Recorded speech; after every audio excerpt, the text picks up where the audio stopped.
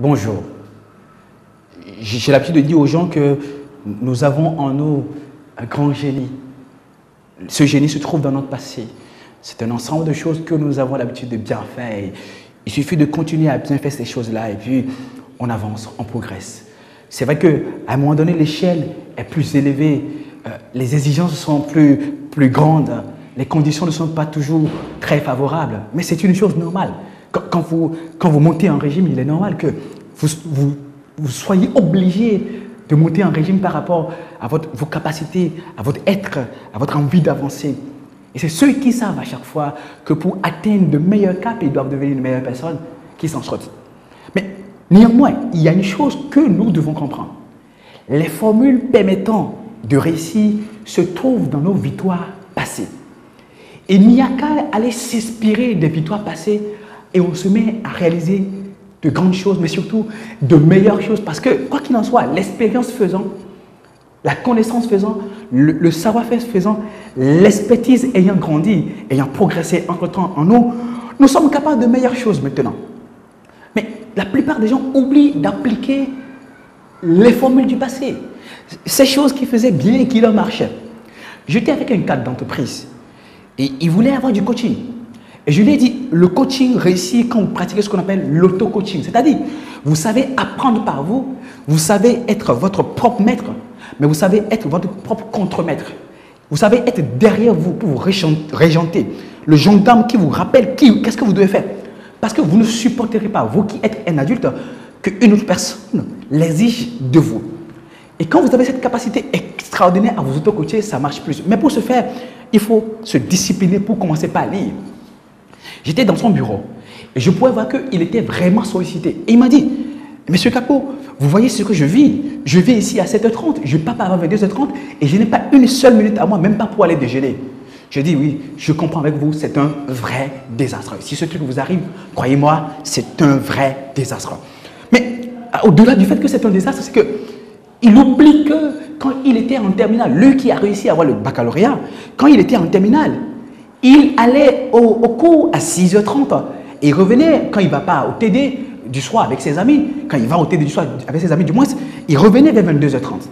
Et malgré ça, il disposait du temps personnel pour réviser les cours, pour lire les leçons d'histoire et géo, pour faire les exercices de dissertation, pour refaire les exercices de mathématiques. Mais à quelle heure il le faisait? Je lui ai bien posé la question. Cher ami, à quelle heure vous faisiez ces travaux personnels?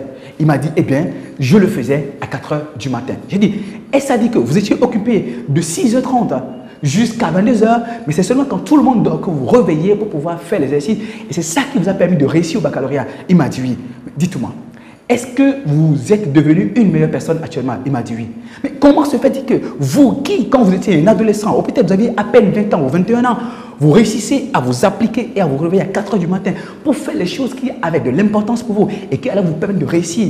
Et que maintenant que vous êtes plus adulte et plus responsable de vous, que vous n'avez plus de parents derrière vous, vous ne pouvez pas vous mettre la même pression pour pouvoir réussir les choses qui ne sont pas en train de réussir actuellement. Parce que il va de soi, vous aviez lu peut-être 50 livres, 100 livres pour pouvoir avoir votre baccalauréat, avoir votre master et avoir un bel emploi dans une grande entreprise. Mais il y a des chantiers qui sont inachevés, il y a des jardins qui sont à cultiver. Et pour ces jardins-là, par exemple, le mariage, le foyer, la bonne santé, l'argent, il faudra apprendre des choses.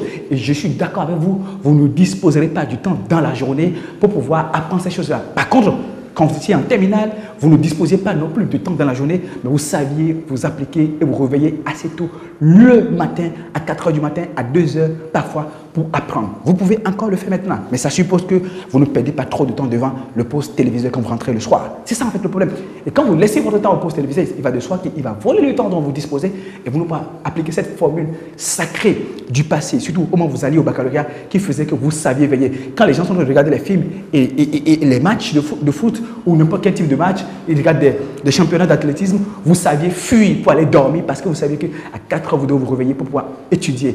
Vous pouvez faire la même chose maintenant. La formule qui vous a permis de réussir au baccalauréat peut vous aider à devenir un meilleur époux, une meilleure épouse, à être financièrement libre, à devenir un meilleur cadre d'entreprise.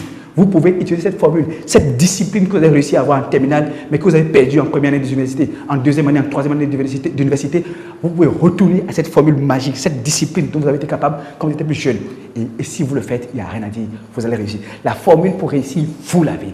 Vous n'avez qu'à vous donner la discipline nécessaire, accepter, consentir les sacrifices que vous avez eu à consentir avant. Et je peux vous assurer d'une chose, le génie est en vous. Vous n'avez qu'à le réveiller, l'entretenir, accepter les sacrifices, accepter, affronter même les difficultés comme vous l'avez eu à le faire par le passé. Et vous allez voir, votre vie va changer. Et si vous appliquez cette formule du baccalauréat à tous les domaines de votre vie, vous réussirez à coup sûr. Parce que vous savez que vous allez réussir. Donnez-vous le temps, donnez-vous les moyens. Vous l'avez, vous avez le génie nécessaire. Allez-y seulement, vous verrez, vous avez la formule. Vous réussirez à coup sûr.